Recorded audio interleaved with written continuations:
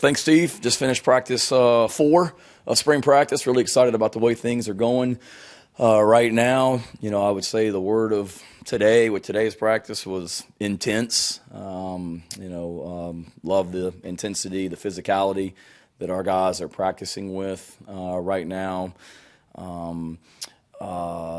The energy has been great all 4 days. You expect it to on day 1. Everybody's excited, but then can you come back day 2 and do it again? And our guys did.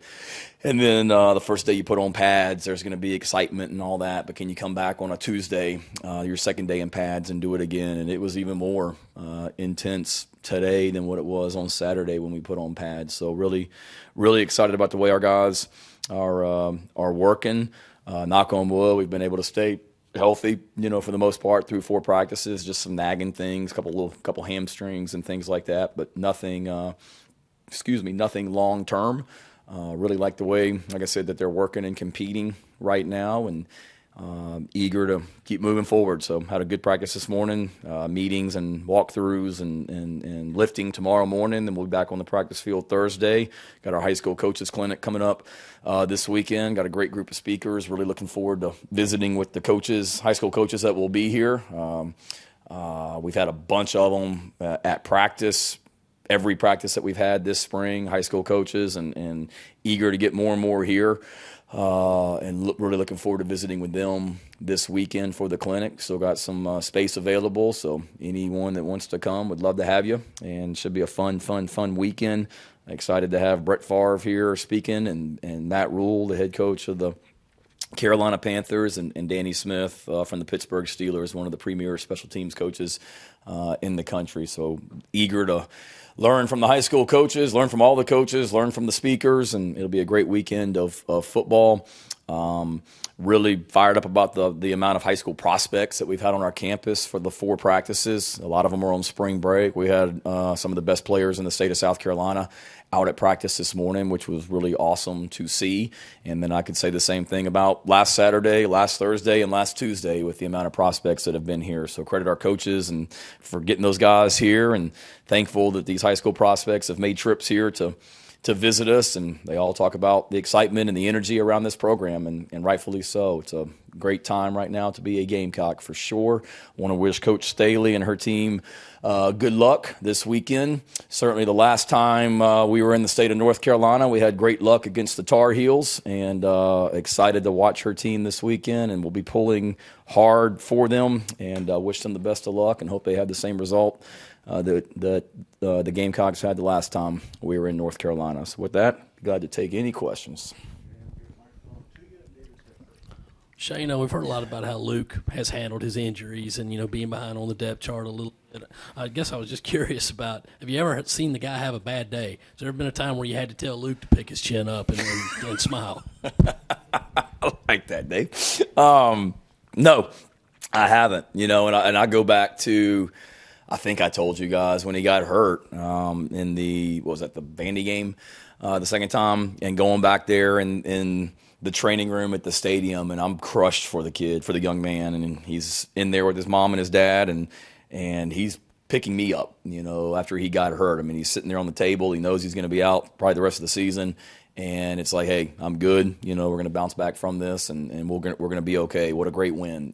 Great job by Zeb leading us downfield. So love what he's about. He's been a great help to Spencer and all of our quarterbacks, and I'm so glad that he's a Gamecock.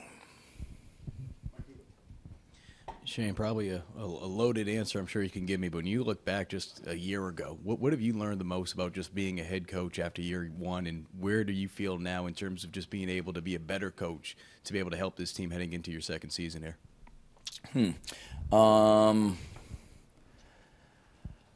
One is just doing it the second time through, knowing what's coming, and every day something's going to happen that you don't prepare for, and Coach Spurrier used to always tell me, be flexible, that things happen and you got to be able to adjust and stuff like that.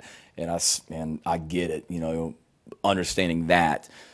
So that's probably the biggest thing, Mike, is just knowing, one, that the players in this program better in year two, and what makes them tick, and their backgrounds and their stories and their challenges and goals and things like that. I feel like that helps me better as a coach because I have better relationships with the guys that have been here, for both for last year and then now this year. So I know how to, connect and reach guys better.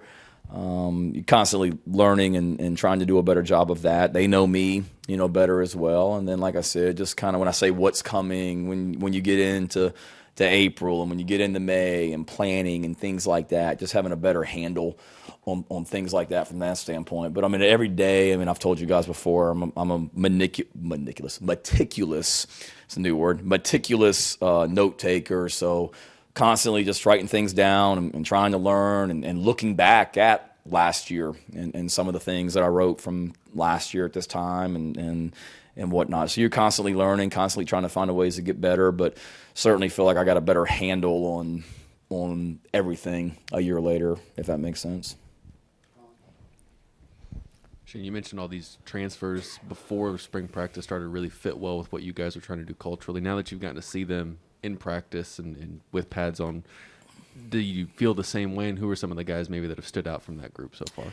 Yeah, I do. I like the group. I really do. I think they're all, trying to knock the rust off a little bit. You talk about Lavoisier Carroll. He's a really talented running back. He was playing defensive back most recently before he came here. So just kind of knocking the rust off and getting back into the swing of things at running back. But you certainly see the natural talent.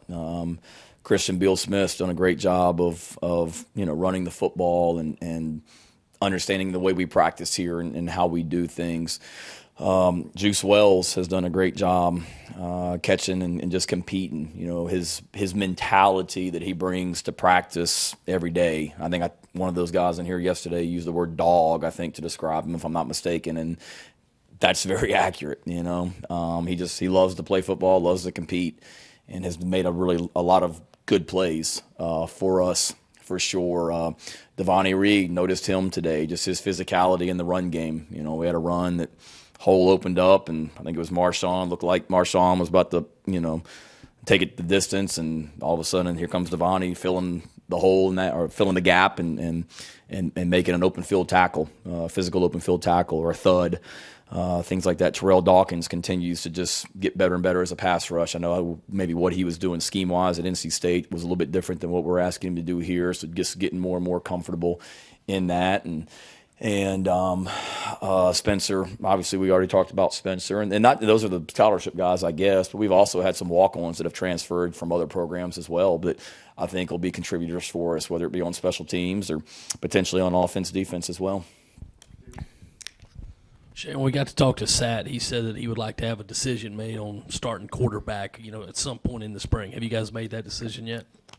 No, Spencer's taking all the reps with the ones. You guys are out there, and we talk about competition all the time. So right now, he's taking all those reps with the first group, and it kind of is what it is right now. Luke's getting more and more cleared to do everything, and the more and more he can do, the better. Colton's doing a great job, Braden, and all those guys, and we're certainly on track and on pace to be able to be where we need to be. Also, anybody else besides Jaheim that will probably be out the rest of the spring? Yeah, I wouldn't say Jaheim's necessarily out the rest of the spring. He's got a little hamstring issue right now, but nobody has, said to me he's going to be done here for spring practice. He's one of a handful of hamstrings that we have right now, and they're all limited and doing different things in practice. But no, nobody that I would say right now that's anything long term, kind of day to day, and everybody's progressing nicely and trying to get healthy. Can ask you about Jaheim too, so I guess that covers it. But as far as Marshawn too, he was in here talking about how much sort of he's able to just kind of play and he's not thinking as much and about the injury and all of that. I guess just how have you guys kind of seen that manifest, at least through off-season workouts now? What have you guys kind of seen from him that's maybe different from this time last year to now? Yeah, I think I mentioned it last week that seems like he's on a mission, and he does. He's just very businesslike. He looks faster. He looks more explosive. Marshawn's an impatient guy because he wants everything right now, and I love that about him. But he and I talked about it last year that you're a year out from tearing your ACL.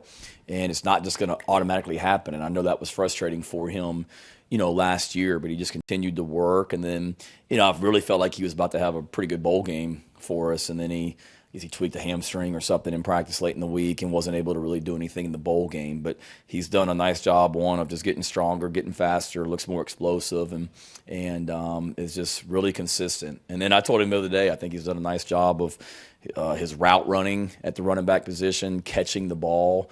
I mean, he's done a nice job of just kind of improving every aspect of his game from what I've seen. Shane, Spencer kind of hinted at it yesterday that you guys will have your first scrimmage on Saturday. Is that correct? That is not correct. Okay. Spencer just needs to worry about just practicing and what we did on Tuesday. Normally we would. We got our clinic this weekend, so Saturday will be more just of a regular practice. From a practice standpoint, normally we would scrimmage on this Saturday, but because we have our clinic, if we want our coaches to be able to see a lot of the drills that we do and how we practice, and I don't know how much the high school coaches would get out of just watching us scrimmage. So, no, we won't scrimmage this Saturday. Well, whenever that day is. The following Saturday. Great, yeah. So well, great. I can ask you this question again next week. But, what will you be looking for in that scrimmage in terms of just trying to put the depth chart together? I know, obviously, on the outside, we probably get more caught up about it at this time of the year than you guys do. But, what are you kind of looking for to be able to start establishing that and for that to start gelling together? For me, it's the mechanics of being able to operate where, and in our team periods, we don't have like coaches out there telling everybody what to do. I mean, we get on the sideline and let our guys play, but really just the mechanics of being able to signal the plays in, not having a bunch of illegal substitutions and false starts, and we haven't. I mean, the penalties, knock on wood, have been great here through 4 practices. So for me, I want to see the mechanics offensively and defensively of operating, before the snap, and who knows what to do, from a schematic standpoint. Can we depend on you? And then really for me, Mike, it's just who can make plays. And the players get mad because in practice, you're tagging off or you're thudding. We're not tackling typically in practice. So there's always if a tackles made in practice, the running back thinks that there's no way that guy tackled him and he's still running. The defensive back or the linebacker thinks that it was a 2-yard loss. So it's great just to be able to get out there and just play. And, the play speaks for itself. So seeing the guys that can get out there and just make plays. I mean, that was Juju last year. It seemed like every scrimmage he just had 1 big or 2 big explosive runs. And you noticed him. And I'm eager to get out there when we do scrimmage and see who we notice when we get out there. I know with Jordan Strawn, it was his first year in the program last year, but with both Jordans, Birch and Strawn, it's their second year in Clayton White's scheme. And so I'm just curious, I guess at this point, I know it's just a handful of spring practices in, but are you noticing them being maybe just less coached at this point this year as opposed to where they maybe were last year? Yeah, I think they're making progress. You notice them. I think both those guys realize there's no JJ and Aaron Sterling here anymore, so it's time for them to step up, and that's why Jordan Strawn came back for another year to take another step, and Jordan Birch knows it's his time, so to speak. But you certainly do. I mean, we're 4 days in. They're learning. It's the same scheme. There's some things that we've tweaked and adjusted, like every team does in America from year to year, that may be a little bit new for them. They're learning Sterling Lucas's teaching style and coaching style and maybe some of the techniques and things like that. So it's still a learning process for them, but you certainly notice them. Birch picked up a fumble recovery today and, ran it back for a touchdown and things like that. So it was good to see that and the way they're continuing to improve their pass rush and all that. So they need to continue to improve, and then all those guys around them at that position, we've got to increase the depth at that position, whether it be Terrell Dawkins or Hot Rod Fitton or Tyreek Johnson or Gilbert Edmond or whoever else we have there. We've got to find some more depth at that spot for sure. Hey, Coach. Last week we saw Braden Davis taking some reps with the twos. What have you been able to see from some of these early enrollees? They've done a nice job. We're rotating all of our quarterbacks in, so Braden and really all of our quarterbacks, Braden, Colton, Luke, Hayden Lee, Jake Helfrich, the whole group that we have in there, they're all, rotating. The way we practice is we've got 2 groups going on at one time typically to maximize the reps. But Braden's getting more and more comfortable just understanding what we're doing offensively and like the way he's approaching things and some of the throws that he's made and a lot of those guys, all across the board. It's a good group of new guys that we have here, and DeAndre Martin on the defensive line has done some really nice things as well, and pleased with that group and the way that they're working right now as well. Anthony Rose and Peyton Williams at defensive back, just trying to find a role for all those guys on offense, defense, or special teams. Yep. And I know it's incredibly early in spring, but have you seen the growth you maybe wanted to with this offensive line group and bringing the guys that you did back? Yeah. Wanham's still not fully cleared to do everything, so he's not back. But I have for sure. They've done a good job, which you would expect. I mean, the whole group comes back, so being able to continue to build on the way they finished for sure, and be leaders of this team. Javon Gwynn was voted a captain last year. Eric Douglas is a returning guy. Wanamaker did a great job. Jalen Nichols late in the year.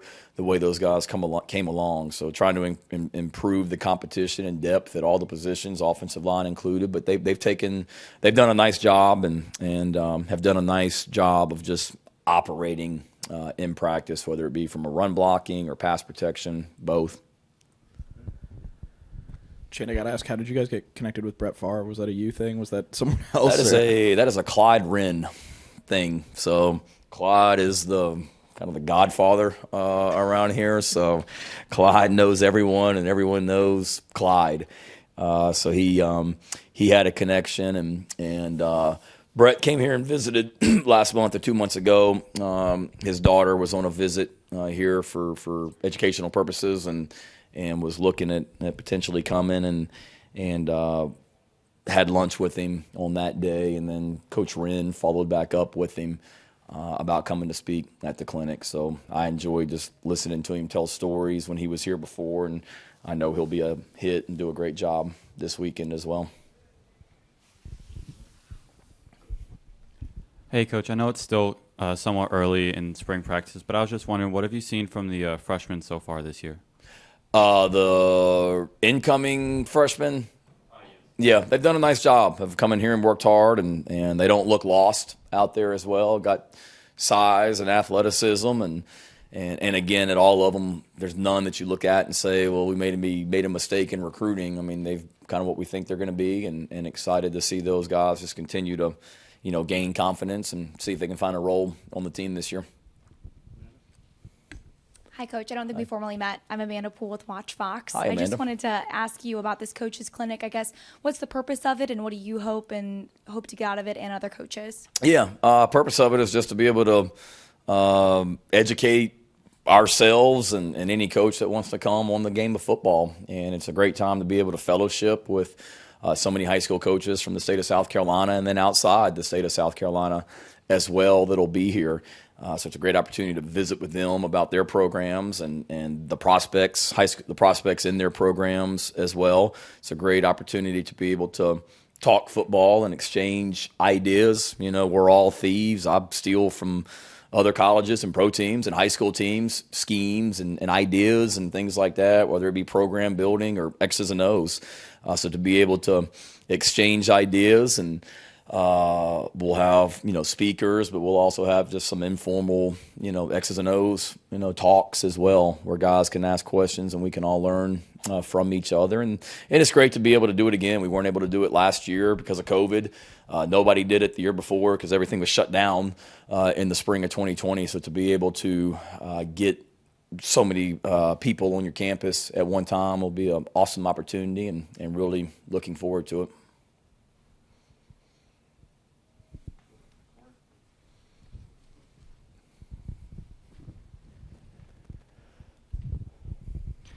Shane, with the assistants that you guys are able to hang on to, I guess at what point during whether it's during spring or off season or maybe even into fall camp, where it just kind of hits you as the head coach of just the importance of being able to keep those guys on for another year, keep that continuity, and kind of also how that translates into player performance as well? Yeah, no, I think it's huge, Corey. One, it's nothing that I realized. I mean, I already knew it, and I saw that from my dad.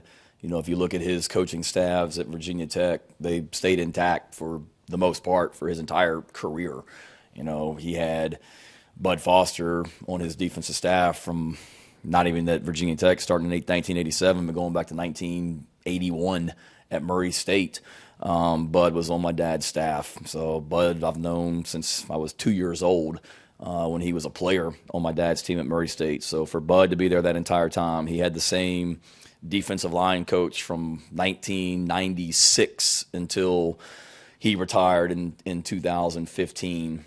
Had the same tight ends coach / O-line coach. Same guy was there for since 1989, I guess, and on and on and on. So it's great for the continuity within your program.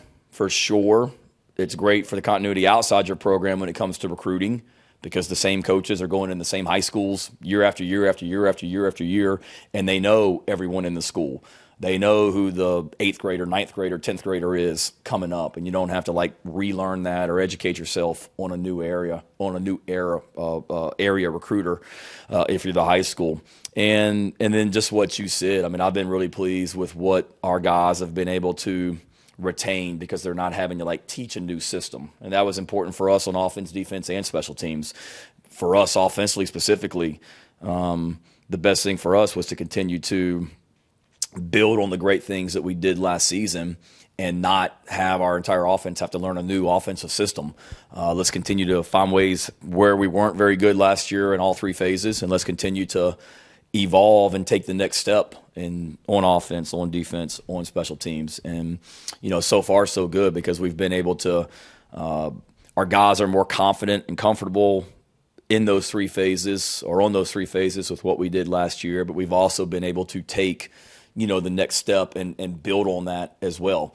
Offensively, the next step off some of the things that we did last season. Defensively, being able to, expand the package, take the next step in some of the things that we did, whether it be from a coverage standpoint or pressure standpoint or front techniques or whatnot. So it's huge and something that will always be important to me, just the continuity year in, year out. I mean, and again, I've said it before, you're always going to do what's best for the program and making sure you got the right people in the program. But to me, when you can keep that group intact and continue to evolve, it's a great thing. Shane, I think we've talked about it, but kind of following up on what we just got asked. You mentioned kind of that idea of following up success and handling that and going into a new season. I mean, I guess, one, what was it kind of like handling that last year when you've got, a bunch of guys who basically had won, 6 games over 2 years, and now, going into a new season where they've had a little bit of that and you're trying to take that next step. I mean, as a coach, is there anything functionally you can do to say, hey, let's just handle the success better? Is there anything like what goes into that? Yeah, great question. We do have to be able to,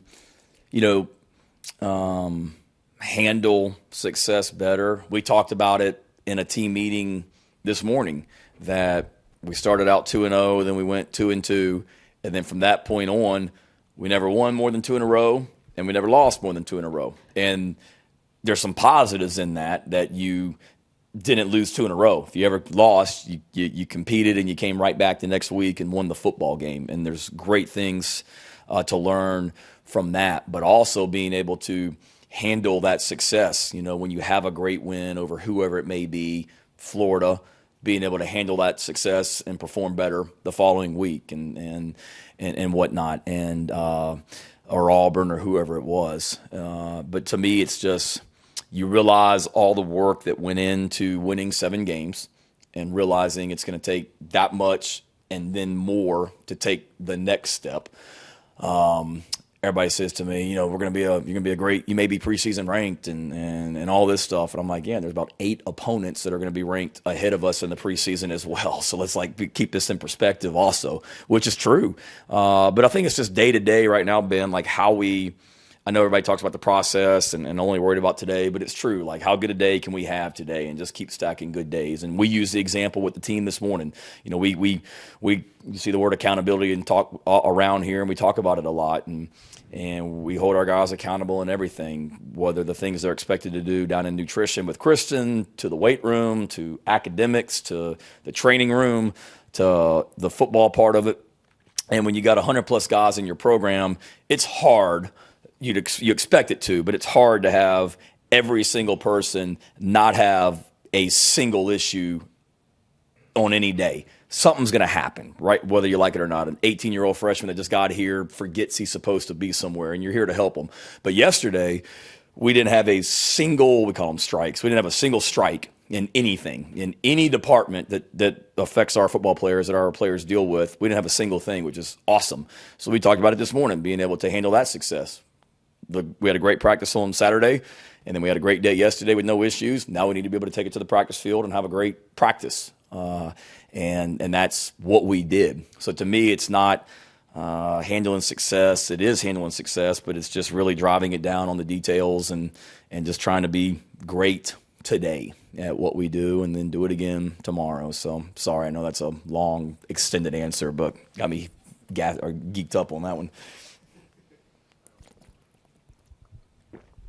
Coach, with the addition of Christian Beal-Smith, you got a packed running back room. What's it kind of looking like right now, and what have you seen from Beal-Smith? Yeah, Chris has done a good job. He's an experienced guy. One thing we loved about him is he's been productive at running back, but he was really, really good on special teams, and he was a great cover guy. And we showed the team a couple weeks ago some of his clips of covering kicks on the punt team at Wake Forest. I mean, he's really good at that. So he's been good on special teams and just very businesslike and a hard, tough, physical runner for sure. And what was the first part of it? I'm sorry. Oh, and how we're using them. Competing, you got Marshawn, you got Juju. I mean, all those guys. Rashad Amos, I'm really excited about. He's a guy that I think's had a heck of a spring through 4 days. But Rashad's done some really good things, starting back in January and February in our off-season program, and then he's taken that to the practice field as well. And then you add Christian, you add Lavoisier, and it's a good group. And you kind of go back, last year at this time we thought, and we did, we had multiple tight ends. We felt like EJ was going to be more of a true tight end. We felt like Jaheim was going to be more of a true tight end. You had Nick Muse, Travion Kenyon, and those guys. And it's a little bit different right now because you could look at us and say we're deeper at running back now. So to me, you don't have as many tight ends as we did at this point last year. You got more running backs. Let's figure out how to be creative and get multiple running backs on the field. And we're always going to try and figure out, who are our best 11, offense, defense, and special teams, and get them out there. And we've got to be creative. And we've been doing a lot of, not unique, but a lot of things with the running backs just to try and maximize their reps and put them in as many places as we can and do as much with those guys for sure. Yep, thank you. All right, thanks. Y'all have a great week. Take care.